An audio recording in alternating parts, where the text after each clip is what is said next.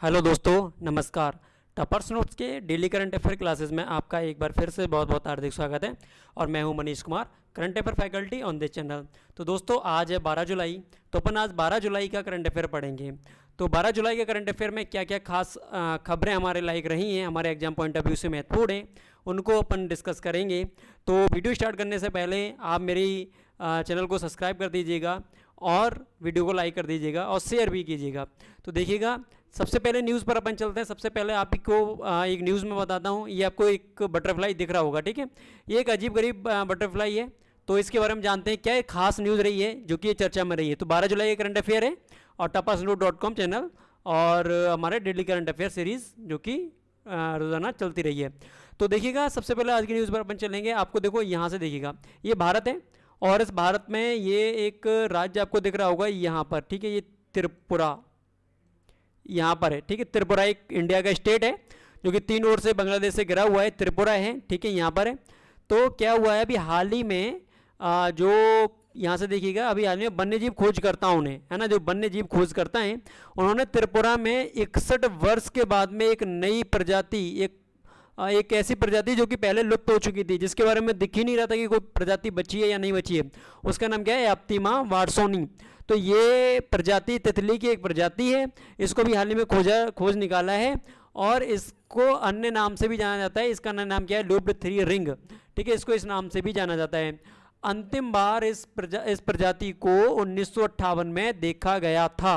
तो ये है आज की पहली न्यूज़। तो त्रिपुरा में इस तितली को खोजा गया है, इसका नाम ये भी है और इसको अंतिम बार इस 1958 में देखा गया था और अब 61 वर्षों के बाद लगभग इसको देखा जा रहा है त्रिपुरा के क्षेत्र में, ठीक है। तो ये आज की पहली न्यूज़। चलिएगा, अपन नेक्स्ट न्यूज़ पर चलते हैं। त्रिपुरा मैंने आपको इधर बता दिया और इधर आपको पता होगा त्रिपुरा की राजधानी, जरा कमेंट बॉक्स में मुझे बताइएगा आप कि त्रिपुरा की राजधानी क्या है। कमेंट जरूर कीजिएगा सभी स्टूडेंट। जो क्वेश्चन मैं पूछता हूँ मेरे साथ आप भी कुछ शेयर किया करो, ठीक है, जिससे कि मैं और अच्छे से अच्छे वीडियो आपको दे सकता हूँ, ठीक है। चलिएगा, आगे अपन चलते हैं। तो नेक्स्ट न्यूज़ पर चलते हैं। अभी आपको पता होगा, यहाँ से देखिएगा, ये हमारा भारत है और भारत में ये यहाँ पर एक राज्य पड़ता है जिसका नाम क्या है, हिमाचल प्रदेश, ठीक है। हिमाचल प्रदेश जिसकी राजधानी क्या है ये भी मुझे कमेंट बॉक्स में बताओ, अभी हाल ही में जल्दी से बताइएगा। तो ये जो हिमाचल प्रदेश है यहाँ पर है और हिमाचल प्रदेश में एक ज़िला पड़ता है और इस ज़िले का नाम क्या है, हमीरपुर। और हमीरपुर ज़िले में अभी हाल ही में क्या है, एक पुलिस स्टेशन है, इसका नाम क्या है, नादौन पुलिस स्टेशन। तो नादौन पुलिस स्टेशन को भारत का सबसे अच्छा पुलिस स्टेशन घोषित किया गया है अभी हाल ही में। तो क्वेश्चन बन के आ सकता है, अभी हाल ही में वर्ष 2020 का सबसे अच्छा जो पुलिस स्टेशन है वो किसको घोषित किया गया है, तो नादौन पुलिस स्टेशन, जो कि कहाँ का है, हिमाचल प्रदेश के हमीरपुर जिले का। और इसी वजह से जो हमारे गृह मंत्री जी हैं, ये रहे गृह मंत्री जी, है ना, ये गृह मंत्री जी हैं जिनका नाम अमित शाह है और ये रहे हिमाचल प्रदेश के CM, जिनके कमेंट बॉक्स में मुझे आप नाम बताइएगा कि ये कौन है, और ये रहे हिमाचल प्रदेश के DGP। तो अभी हाल ही में इन्होंने ये अमित शाह जी ने हिमाचल प्रदेश के DGP जिनका नाम क्या है, संजय जी, इनको सर्टिफिकेट ऑफ द एक्सीलेंस से सम्मानित किया है। DGP हाईएस्ट पोस्ट होती है पुलिस डिपार्टमेंट में, जो कि एक राज्य में एक ही होता है। ये IPS ऑफिसर होते हैं, सीनियर IPS ऑफिसर होते हैं। काफ़ी प्रमोशन होने के बाद में ये यहाँ तक पहुँचते हैं, ठीक है। तो ये दूसरी न्यूज़ हमारी कंप्लीट होती है इस प्रकार से, इसको आप याद रख लीजिएगा, नादौन पुलिस स्टेशन को। चलिएगा, अपन नेक्स्ट न्यूज़ पर चलते हैं। तो आज जी की नेक्स्ट न्यूज़ क्या है, ये देखो पुलिस स्टेशन है, जिसका आपको दिख रहा होगा पुलिस स्टेशन है, कुछ इसका इस आकार में दिखते हैं पुलिस स्टेशन, ठीक है। चलिएगा, फिर अपन ये देखेंगे यहाँ से कि अभी हाल ही में क्या हुआ है। आपको पता होगा कोरोना वायरस की वजह से बहुत सारी चीज़ों को पोस्टपोन्ड किया गया है। जो चीज़ अभी होने वाली थी, बहुत सारे खेल थे जो अभी होने वाले थे लेकिन नहीं हो पा रहे थे। इसीलिए जो अभी एशिया कप, जो कि सितंबर 2020 में होने वाले थे, ठीक है, एशिया कप सितंबर 2020 में होने वाले थे, लेकिन इनको फिर से हटा दिया गया और इनको अब पोस्टपोन करके जून 2021 में ले जाके रख दिया गया है, ठीक है। तो सितंबर 2020 में होने वाले एशिया कप को अब कब आयोजित किया जाएगा, जून 2021 में। और आपको पता होना चाहिए कि ये जो खेल थे 2020 वाले, ये वैसे तो पाकिस्तान में होने वाले थे, लेकिन सुरक्षा की दृष्टि से इनको वहाँ से हटा दिया गया और अब कहाँ पर रख दिया, ले जाके श्रीलंका में। तो 2021 में ये खेल कहाँ होने वाले हैं, श्रीलंका में होने वाले हैं। तो ये आज की थर्ड न्यूज़।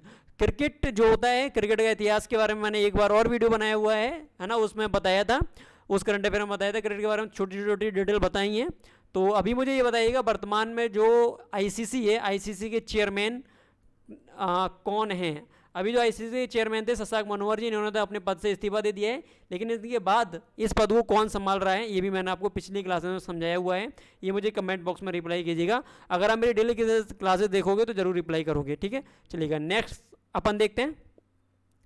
तो अभी हाल ही में देखो एक छोटी सी न्यूज़ जरूर है, ये आपको याद रखनी है। भारत और यूरोपियन यूनियन की जो एक 15वीं समिट जो कि 2017 के बाद अब होने वाली है, ये इसकी जो 14वीं समिट हुई थी वो कब हुई थी? 6 अक्टूबर 2017 को, और कहाँ पर हुई थी? नई दिल्ली में हुई थी। तो ये वाली जो 15वीं है, 14 के बाद अब 15वीं होगी, तो ये 15वीं जो समिट है वो कहाँ पर होने वाली है? तो कहाँ पर तो नहीं होगी क्योंकि ये वर्चुअल मोड से होगी, तो सभी लीडर्स इसमें अपने अपने देश से ही हिस्सा लेने वाले हैं, ठीक है। तो इसका कोई एक स्थान हो नहीं सकता, और इसमें जो भी सदस्य होंगे, जैसे कि भारत की तरफ से इसमें कौन हिस्सा ले रहा है? यहाँ के प्रधानमंत्री नरेंद्र मोदी जी इसमें हिस्सा ले रहे हैं। और वर्तमान में यूरोपियन यूनियन के जो अध्यक्ष हैं वो मुझे कमेंट बॉक्स में बताइएगा कि कौन है, ठीक है। तो इसका 15वां सेशन जो होने वाला है वो वर्चुअल मोड से होगा, जो कि 15 जुलाई 2020 को होगा, ठीक है। तो ये आज की न्यूज़ है। और 14वीं हुई थी नई दिल्ली में, जो कि 2017 में हुई थी, ठीक है। ये यूरोपियन यूनियन और ये भारत के प्रधानमंत्री जी नरेंद्र मोदी जी। फिर आगे अपन देखेंगे तो अभी देखिएगा कर्नाटक, ये कर्नाटक है, कर्नाटक में एक जिला पड़ता है, ये कर्नाटक है, ठीक है। तो कर्नाटक में एक जिला पड़ता है, इस जिले का नाम क्या है? बागलकोट। तो बागलकोट जिले में अभी हाल ही में एक प्रजाति पाई गई छिपकली की, देखो ये रही, ठीक है। ये छिपकली है, इसको फैन थ्रेटेड छिपकली बोलते हैं, लेजार्ड बोलते हैं, ठीक है। इसके ये बना होता है, यहाँ पर पंख निकले होते हैं ऐसे करके गर्दन पे। तो ये फैन थ्रोटेड छिपकली है, इसकी एक नई प्रजाति भी हाल ही में खोजी गई है। तो क्वेश्चन बन के आ जाता है कि अभी हाल ही में फैन थ्रोटेड छिपकली की नई प्रजाति कहाँ खोजी गई है? तो आपको पता होना चाहिए कर्नाटक के बागलकोट जिले में। और इसको किस नाम से जाना जाता है? इसका नाम क्या है? सिताना धारनेसिस नाम से जाना जाता है। ये इसको नाम दिया गया है बिकॉज ये धारवाड़ वाले क्षेत्र में मिली है, इसलिए। तो ये आपको पता होना चाहिए इस छिपकली के बारे में। चलिएगा आज की अगली न्यूज़ पर अपन चलते हैं। तो अभी आपको पता होगा, देखो ये सीन देखिएगा, ये भारत और चीन के बीच में एक विश्व युद्ध हुआ था, जो कि भारत और चीन के बीच में एक युद्ध हुआ था, जो कि कब हुआ था? 1962 में। एक्चुअल में इसमें भारत के पास इतनी पावर नहीं थी उस टाइम, और चीन एक समृद्धशाली देश था उस टाइम, तो भारत को इसमें हार का सामना करना भी पड़ा था। लेकिन आज भारत उतना कमज़ोर नहीं है जितना कि पहले कमज़ोर था हमारा देश। तो इस पर अभी हाल ही में एक महान लेखक हैं, इन्होंने क्या किया है, इस पर एक पुस्तक लिखी है, और इस पुस्तक का नाम क्या है? Mahavir the soldiers who never died. Mahavir the soldiers who never died. ये पुस्तक A.K. श्री कुमार जी के द्वारा लिखी गई है, और ये रूपा पब्लिकेशन के द्वारा छापी गई है, प्रिंट की गई है। तो ये रहे A.K. कुमार जी, इन्होंने इस पुस्तक को लिखा है। और इस पुस्तक में जो कहानी बताई गई है वो किसकी बताई गई है? भारत और चीन के बीच में जो 1962 में युद्ध हुआ था उसकी कहानी बताई गई है इस पुस्तक में।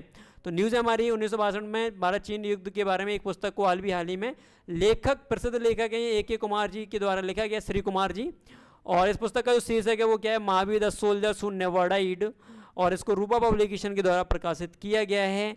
ये थी आज की अगली न्यूज़। फिर अपन चलते हैं एक छोटी सी न्यूज़। विश्व जनसंख्या दिवस 11 जुलाई को मनाया जाता है, और इसको UNDP अर्थात यूनाइटेड नेशन डेवलपमेंट प्रोग्राम के द्वारा प्रारंभ किया गया था, ठीक है। तो हर वर्ष 11 जुलाई को विश्व जनसंख्या दिवस अर्थात वर्ल्ड पॉपुलेशन डे के रूप में मनाया जाता है।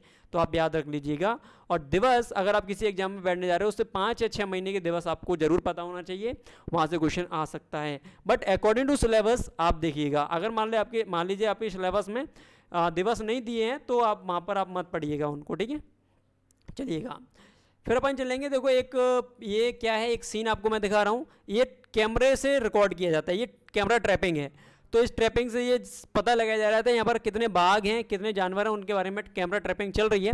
तो अभी हाल ही में जो एक बाघ आकलन 2018 चल रहा है, ठीक है, अखिल भारतीय बाघ आकलन 2018, इसका चौथा चरण स्टार्ट कर दिया गया है। लेकिन इसका चौथा चरण इतना बड़ा है, इतने बड़े ब्रॉड लेवल पर हो रहा है कि ये दुनिया का सबसे बड़ा हो चुका है ना। काफ़ी बड़ा कैमरा ट्रैप सर्वेक्षण हो रहा है ये, मतलब कैमरे से इसमें ट्रैप किया जाता है वन्य जीवों को, है ना। तो इसी वजह से इसको एक पुस्तक होती है जिसका नाम है गिनीज वर्ल्ड रिकॉर्ड, इसमें शामिल कर लिया गया है। तो अभी आपको पता होना चाहिए कि अभी हाल ही में गिनीज वर्ल्ड रिकॉर्ड में अखिल भारतीय बाघ आकलन 2018 का चौथा चरण, जो कि दुनिया का सबसे बड़ा चौथा चरण है, इसको शामिल कर लिया गया है। और एक्चुअल में ये आत्मनिर्भर भारत का एक जीता जागता उदाहरण भी अभी देखने को मिल रहा है, ऐसा मंत्री जी बोल रहे हैं और आज सही बात भी है। ठीक है, तो ये आत्मनिर्भर भारत को संकेत भी करता है ये। चलिएगा, ये कैमरा ट्रैपिंग भारत का ही मेथड है, इसमें कोई विदेशी इनपुट नहीं पड़ा है। तो ये कैमरा ट्रैपिंग का एक सीन मैंने आपको दिखा दिया और ये बाघों के लिए किया जा रहा है। तो ये हमारे बाघ, और बाघ हमारा आपको पता ही होगा नेशनल एनिमल भी हमारा बाघ ही है। ठीक है, जो इस प्रकार से दिखता है आपको पता ही होगा। चलिएगा, अब अपन देखेंगे एक दवा, जिससे कि यहाँ से देखिएगा ये दवा है इटोलिजुमाब, इस दवा का नाम है। ठीक है, एक्चुअल में क्या है, ये दवा बहुत ही ज़्यादा प्रतिबंध के साथ लोगों को दी जाती है। तो ये भी एक वैक्सीन है। तो एक्चुअल में ये अभी हाल ही में DGCI ने इस पर कुछ एक डिसीजन लिया है। आइए जानते हैं वो क्या डिसीजन लिया है, और कोरोना वायरस को ही डिसीजन को लेकर डिसीजन लिया है, ये भी आपको पता होना चाहिए। तो देखिएगा क्या डिसीजन लिया है, इसको देखेंगे। अभी हाल ही में DGCI ने कोविड-19 के जो माध्यम से गंभीर, मतलब कम जो मध्यम पेशेंट होते हैं उनसे लेकर जो गंभीर की तरफ जो पेशेंट जाते हैं, अतः उनका कोरोना ज़्यादा बढ़ता ही जाता है, पॉजिटिव होता ही जाता है, उनके उस प्रकार के रोगियों के उपचार के लिए एक दवा जिसका नाम क्या है इटोलिजुमाब, जो कि मैंने आपको दिखाई थी, ये वाली दवा है। तो ये एक इंजेक्शन है ना, ये दवा, इसको प्रतिबंधित आपातकालीन उपयोग को मंजूरी दे दी है। मतलब इसको मंजूरी तो दी है, लेकिन आपातकालीन रूप से ही दी गई है और प्रतिबंधों के साथ दी गई है। जिस प्रकार से इसका यूज होता है वैसे नहीं इसको यूज किया जा सकता।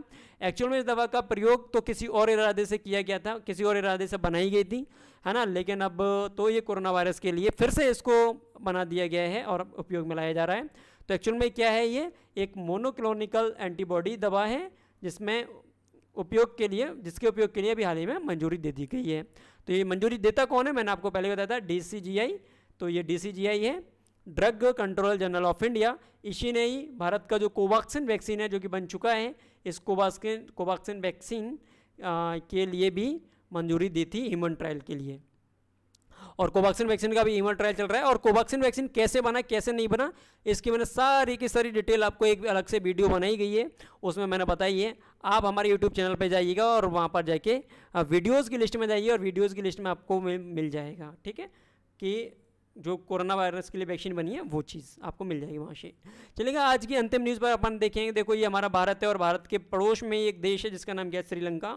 ये भारत को पाक जल संधि से अलग करता है। यहाँ पर पाक जल संधि भारत और श्रीलंका के बीच में पाई जाती है।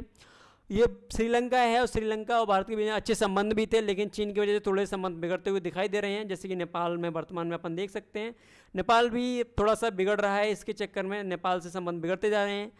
श्रीलंका में एक हवाई अड्डा है जिसका नाम क्या है, मट्टाला राजपक्षे अंतर्राष्ट्रीय हवाई अड्डा।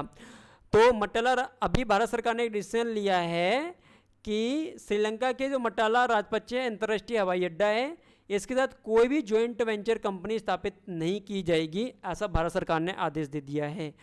क्योंकि एक्चुअल में एक तो संबंध थोड़े से ख़राब हो रहे हैं, पहली बात तो ये चीन को सपोर्ट कर रहे हैं थोड़े से, और फिर दूसरी बात ये कि ये विश्व का सबसे खाली हवाई अड्डा है। यहाँ पर पैसेंजर्स की कमी बहुत ज़्यादा दिखती है ना, सबसे ज़्यादा खाली हवाई अड्डा यही है। तो पॉइंट शुड बी नोटेड कि विश्व का सबसे ज़्यादा खाली हवाई अड्डा जो है वो कौन सा है, वो यही है, आपको पता होना चाहिए, मट्टाला राजपक्षे। ये रहा मट्टाला राजपक्षे इंटरनेशनल एयरपोर्ट, जो कि मैंने आपको दिखा दिया।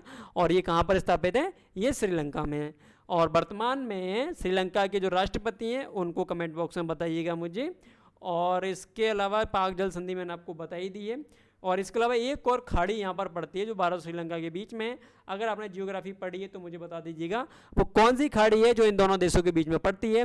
तो आज की क्लास में अपन इतना ही रखते हैं और आगे की कल की क्लास को कंटिन्यू रखेंगे। ठीक है, तो आज की क्लास को अपन इतना ही रखते हैं। अभी तक कोई भी डाउट हो आपको तो मुझे कमेंट बॉक्स में पूछ लीजिएगा, मैं अगली वीडियो में ज़रूर आपको इसके बारे में जानकारी दूंगा।